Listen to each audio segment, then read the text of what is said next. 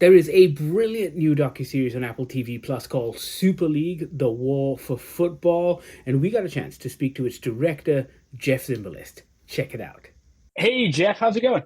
Good to meet you. You're in Kuala Lumpur? I am in Kuala Lumpur. Interesting. I have a Uh, one of my closest friends been trying to get me to go out there forever. I'm going to plan a trip this year. I'm coming. I promised him.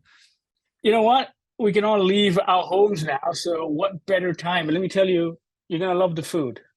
I heard the World Cup was huge there. Everyone was going crazy. They're big Messi fans. You guys are big Messi fans, huh? We love football, but we love English football. So we're the kind of people, if an English team is doing a tournament here with a local team, we'd be supporting the English team. Uh-huh. Got it. It's Interesting. it's kind of silly. Manchester United has played Malaysia before, and everyone in the stadium was a Manchester United fan. No, that's sacrilege. That's not I national. know, right? Oh. It's crazy.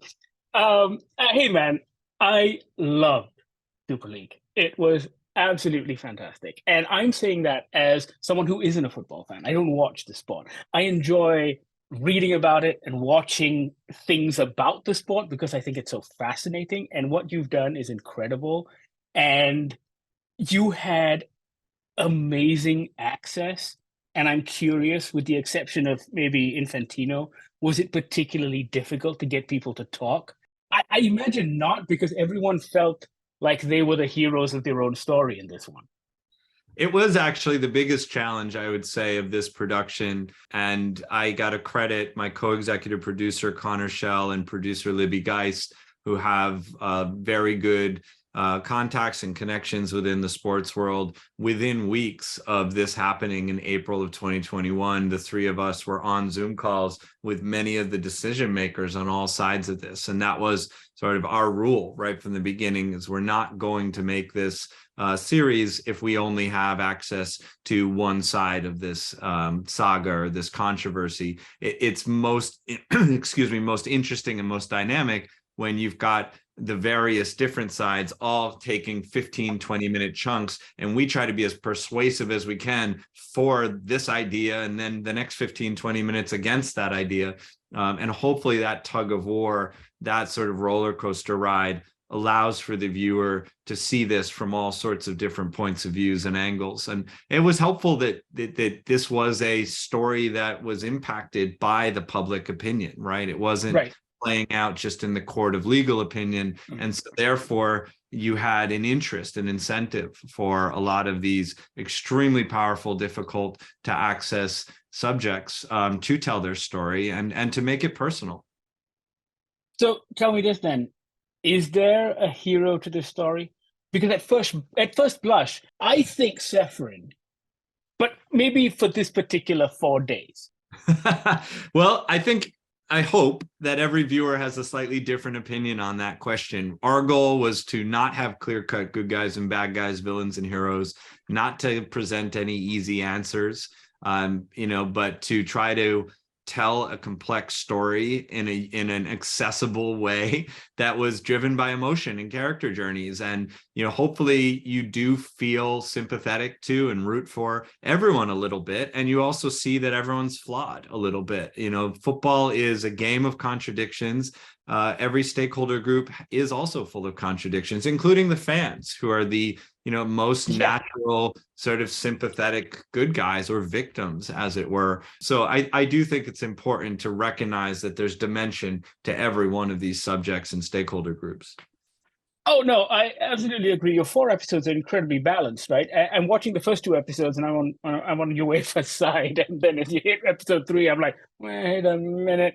But like I said, I don't watch the sport, and I have no skin in this, and yet I still had a tough time seeing the virtue of the Super League's controlled egalitarianism.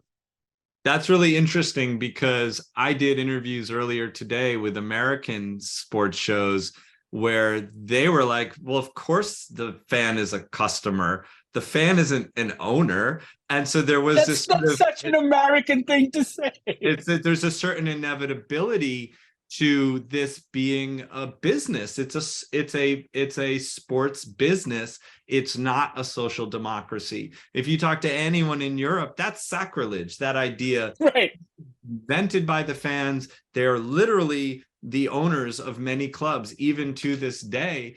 And they feel very strongly that they should have a leading voice in writing the future of the sport. So it's regional. I think how people sort of look at have their sympathies. I think that's partly regional, and it has a lot to do with how sport leagues are driven and run in those countries. You know, the big question of the show is, can you govern culture, and how do you do it? And I think that if you look at American sport leagues versus European sport leagues, you're looking at two entirely different models that answer that question really differently. Yeah. I mean, and this is the cynic in me speaking, right? But it feels, after watching your show, it feels like the greatest trick these capitalists ever pulled was allowing the masses to believe that football was still theirs, that it was still this working class sport, and that by propagating that myth, they could do whatever they wanted. But then, for those 2 days in April, the illusion was shattered, and the club owners went, "Holy shit, we got to get them to believe that it's still theirs," right? That's interesting. You know, we use the metaphor of a coup d'etat to sort of structure the story. And historically, when you look at the two sides of a coup, you've got the usurpers and the establishment both claiming that they're doing what's best for the people, right? And so it does come down to storytelling. It is sort of, you know, both sides are trying to portray this illusion that if you side with us, we have your best interests at heart. Of course, the cynic says, never in any of these coups did either side really have the interests of the people at heart. And some of our fan characters in episode 4, some of the leaders of these fan supporter groups and activist groups, they acknowledged that they felt there was a certain amount of opportunism here, that they were allies for a moment in history when it benefited UEFA, and that they're not sure whether they're going to have as much of a voice going forward. There is this moment towards the end of the 4th episode when Agnelli is at the World Economic Forum, right? And he says this thing which had me screaming at the screen. He says, "Why is it we have double-digit growth every year and yet we're still in debt?" And I'm just like, "It's because of your indiscriminate spending." And I'm like, why didn't anyone in the room just shut that out at him? Well, But I would complexify that and say that Agnelli isn't one of these so-called sugar daddies or nation state owners, right? So, you know, he's looking at his balance sheet at the end of every season. He's making sure that Juventus is trying to stay within the financial fair play and salary cap regulations. It's these other guys, right? It's the sheikhs and the oligarchs who are coming in with unlimited capital, who aren't interested in this club being a for-profit business. They're interested in prestige and political power, rebranding their nations. And so it was that inflated spending that created this bubble, which the Juventuses and the Barcelonas and the Real Madrids feel that they're the victims of.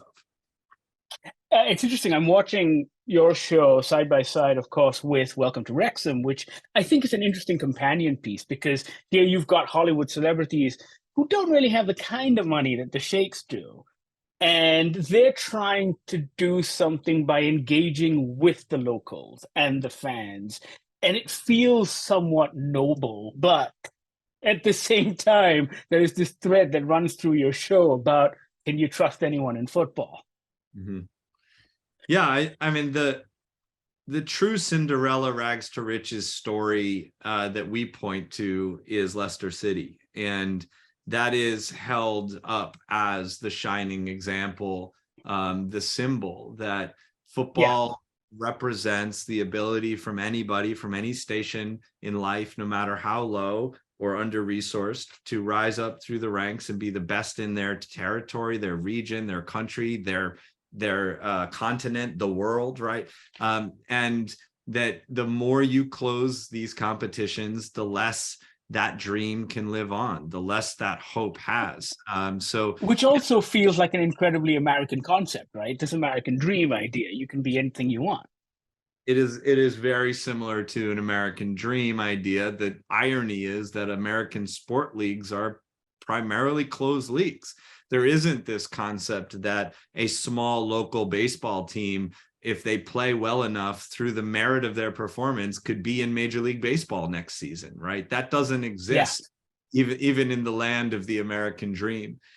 So yes, I think to a certain extent, one can root for that dream and meritocracy, but you can also look at it from a cynical point of view and say, yeah, but Leicester City hardly ever happens, right? And if you get out of Europe, fans and the growth potential of the sport globally, people want to see the Titans facing off every week.